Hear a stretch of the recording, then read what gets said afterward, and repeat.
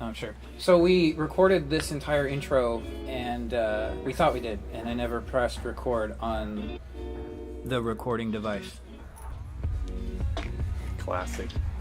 Behind the cut. Interview series. We don't know what we're doing still. No, we don't. Where we talked with Nate from Pips Doughnuts. We talked about his story and how he started, where he's from. It was hard to condense this video for sure. For Ryan to do. I didn't do anything. Yeah. So yeah, this episode of Behind the Cut, we interview Nate from Pips Doughnuts. Behind the Cut. Interview series.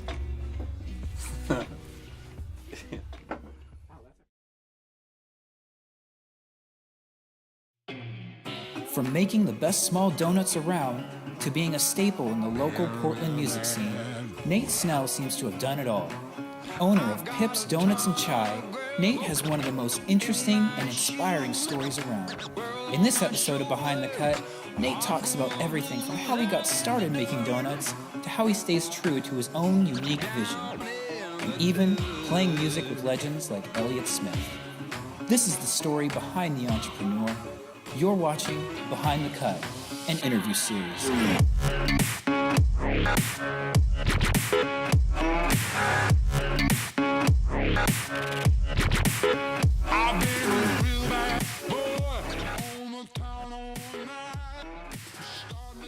Like, how did Pips start? My wife was running a catering company, and she was sharing commercial kitchens with the somewhat volatile personalities in the food service industry. So she's like, I got to get out of here. I need my own kitchen. It's my dream come true. And I was building custom guitars, and I had some experience with construction as well, being an electrician, kind of a jack of all trades. And we started looking for a space. We found the space, and Jamie said, this place is perfect. We can afford it. You know, we had no financing from banks. No one would give us a loan because we didn't have any credit. We had paid off all of our debts, which is, you know, pretty much as bad as having too much credit, you know what I mean? Totally. So we just had our life savings. We had about 30 grand saved up that we had saved over a number of years, and found this place, and the landlord said, you know, I like your idea, I like you as people, but you have to have something that brings value to the neighborhood. What can it be? So we started brainstorming, and we had these mini donuts at Pike Place Market like 14 years previously, but they left this huge impression on us. Not necessarily those particular donuts, but the potential of what those mini donuts could be if we were able to come up with an amazing recipe and, you know, get them so they're like greaseless and, you know, that stuff. So we just thought, you know what, Portland, you know, I've known Trace at Voodoo for a long time. He does his thing. I thought, you know, let's be bookends to Voodoo. Voodoo does the crazy, you know, like candy, you know, cock and balls. Mm-hmm. And then you've got Blue Star in the middle doing the fancy, you know, French brioche style. It's like Portland needs a made-to-order mini donut place that really focuses on community involvement and generosity. Let's hit that, you know. And so Jamie and I sat down and we're like, you know what? Mission statement. Let's build a place we want to hang out and full of things we want to eat and drink. And then if people like it, that's great. And if they don't, we've got an awesome job that we built for ourselves, right? We'll just, you know, she'll cater out of the kitchen. I'll make donuts and eat the donuts. Maybe I'll be my own customer, but you know, it's all about creating a job that we wanted to be at for a long time. Really interested in building a legacy and not an empire.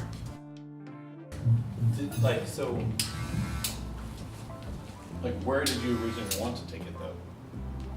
That's the funny thing is that I always feel, you know, I've done so much stuff, from managing major label bands, indie bands, playing in bands, being in the financial industry, you know, building custom audio video workstation computers, working out of Dutch Harbor, Alaska. The only thing I learned, you know, coming into this job when I was, you know, age 41, was that you focus on the wrong thing, and very oftentimes that thing that you want most of all never materializes. Yeah. So I thought, you know, I'm not going to think about where I want to take it. I'm not going to make a 3-year plan. I'm not going to make a 5-year plan. I'm simply going to focus on doing the best I can with what's been given to me, with the emphasis on generosity, community involvement, excellence, and simplicity in everything we do. And then what comes as a result is going to be completely natural. Yeah. I actually love that idea. Well, It takes a lot of pressure off when you're not trying to achieve anything other than like your core values and the good things that come of that are a natural result. Then it's real, and it's not forced. You're not like, Yeah, I knew that I didn't want to work 16 hours a day. I saw this trap that all my friends who started businesses fell into, and it was like they didn't have an exit strategy. yeah. And so to me that was really tragic. Like, why do you want to start a business and give all your blood, sweat, and tears and end up hating the very thing that you started yourself because you don't know how to actually create healthy, intentional boundaries for yourself once it's self-sustaining? Yeah. So, I'm here in the shop 6 hours a week now, and it's awesome. It's great. It allows me to pursue other things I'm also interested in. And I do all the social media for the store, and with a busy business, you have all the other paperwork.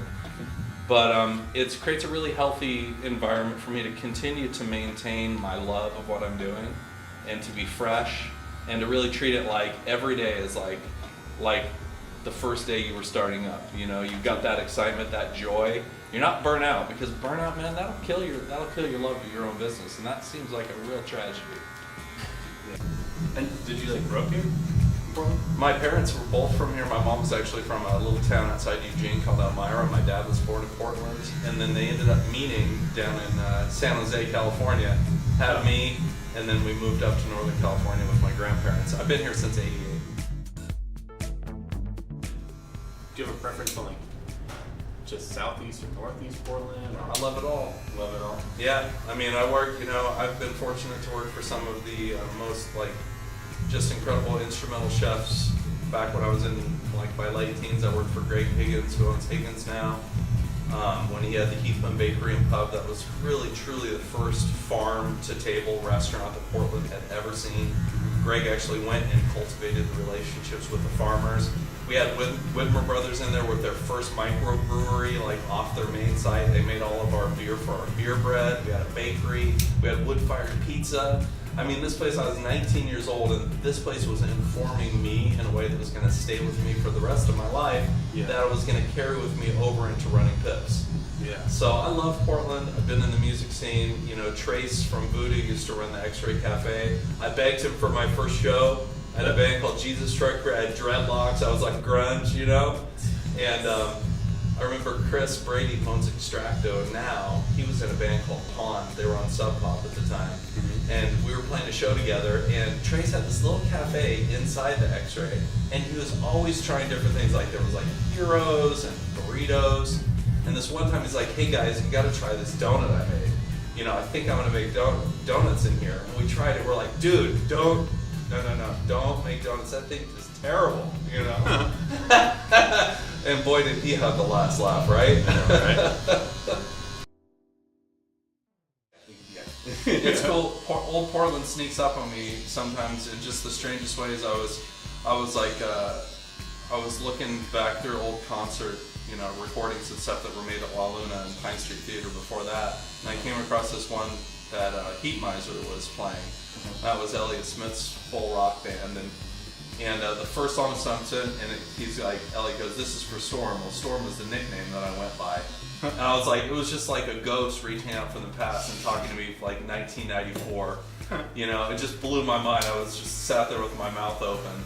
But it was a real privilege I got to grow up with in that whole scene with all of those guys sharing the stage with them. And it was a really special time to be a part of the Portland 90s music scene. I really enjoyed it a lot. Yeah, that's pretty right. Yeah, I love how it seems like in one way or another a lot of people have been involved with the music scene. Yep. And Andy Ricker from Pock Pock. He was in a band called 44 Long, and Moxie Love Crux. We all played together. Like I said, Chris from Pond, Matt Brown from Bond. I think what it is that we all just recognize as we move on in life, we still love to be creative, number one. We love to run, we have a lot of experience creating teams, i.e. bands, right? Yeah. Bringing difficult personalities together to create something beautiful. That's what you do in a restaurant. Being on stage, being the orchestrator, that's what you do in a band, that's what you do in a restaurant. So I think food service is a really natural progression for people who are musicians or have music in their past. Yeah. you stick to like the same similar donuts, correct? Like Totally. And do you plan on like maybe really mixing up or? Nope. That's the thing. I like what you do. I love that. Because it's counterintuitive to the way that a lot of people think things should be done. And I find that I'm counterintuitive in just about every single way compared to what conventional wisdom says I should be doing. Yeah. People say, here's conventional wisdom, you should be open at 6 a.m., you should be closed at 7 p.m. I'm like, look, I don't like getting up early. And I think people are happier when they are well slept, like they get a good night's sleep. And if people are happier, then they're going to treat the customers better. They're going to treat each other better. And if people are treating customers better, treating each other better, they're going to create a great environment that's going to bring more customers in. So I can actually be open less hours and make more money. So I'm like, that's why I close at 4. Because, you know, there's nothing more depressing than when you get to work and it's dark, and you get off work and it's dark, and then you rinse and repeat. I mean, that just makes you feel like all you're doing is spinning your wheels, you're never going anywhere. So I close at 4, open at 8, I close at 4, and you know, even in the darkest times of winter in Portland, which there aren't many, my employees still have a life, and I still have a life, and that's super important. So that's counterintuitive to popular wisdom. People say I should be expanding, I should be franchising, and I'm like, look, you can give me $1 million, but what would I spend that money on to make me more happy and satisfied at exactly where I am right now? So I stick with what I know, try to focus on excellence and simplicity in everything we do, and I love it. It's true. If I had 180 flavors, nobody would care. You know, there would be nothing special about it. So I actually I have this theory that in the day and age where everything is given to us, almost without exception, and everything is convenient, when you create something that people actually have to work for, you're creating a really deep inherent value as long as it's backed up by something real. Yeah. So people, I'm hearing, you know, this used to be the sleepiest part of town, right? People the neighborhood didn't provide, very little foot traffic.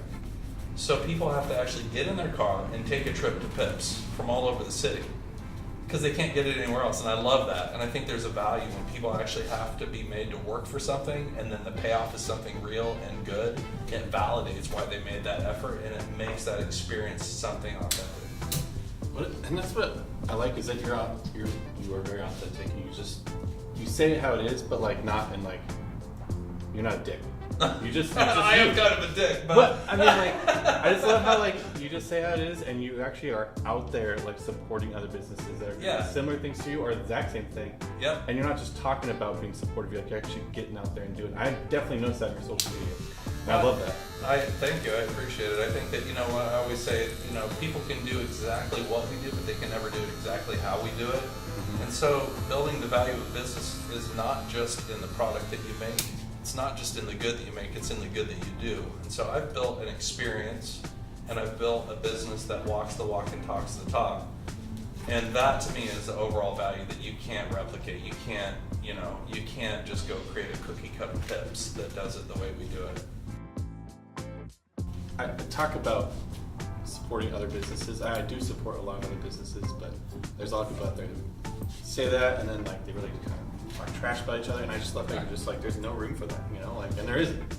This is a small city, you know, and everyone knows each other somehow, I feel like. It's true, and you know what, I always think there's plenty of business to go around. Oh, yeah.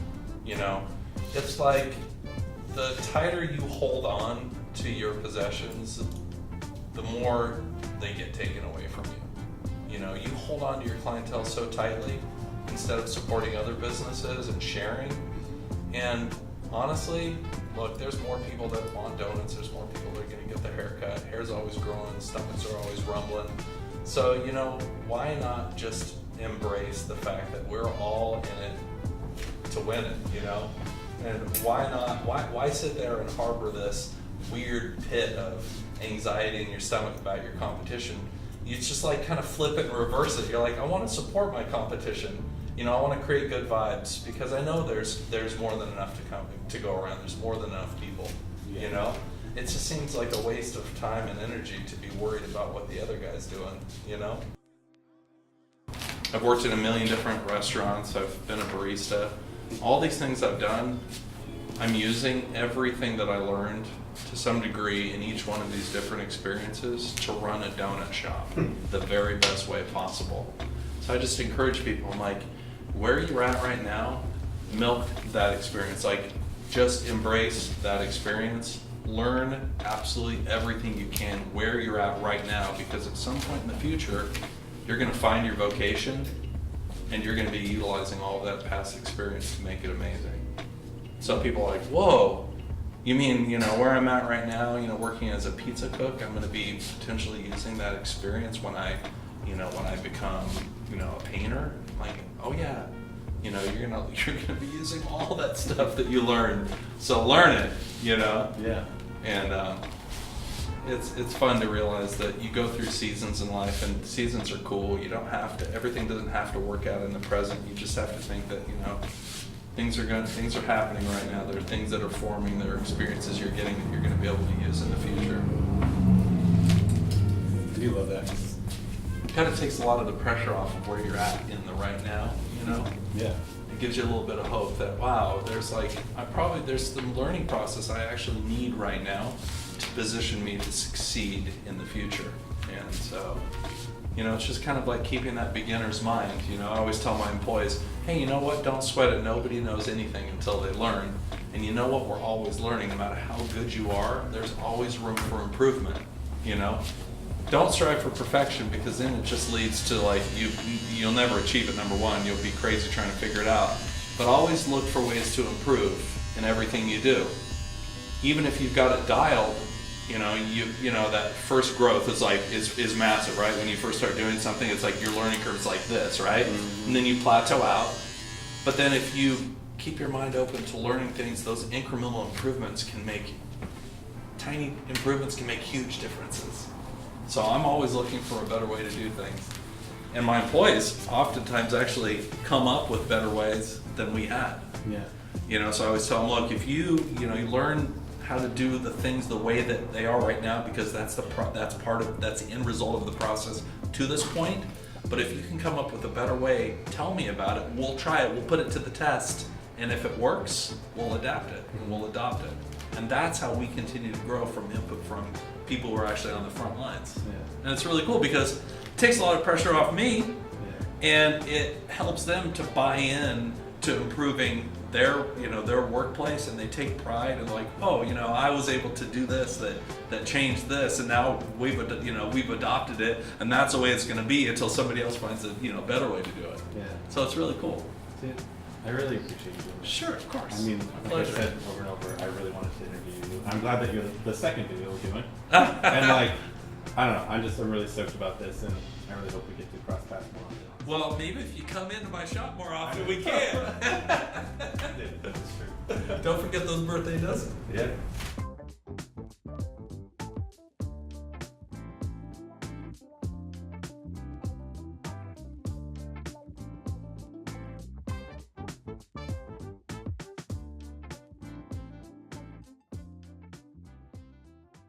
He's asking me questions, Yeah. It's like, okay, I'm not only do I have to talk, but I have to get my hair cut and remain still. This is probably the biggest challenge of my entire career right now. Right here, you saw it. The thing that brought the Pips guy down. Talking, holding still.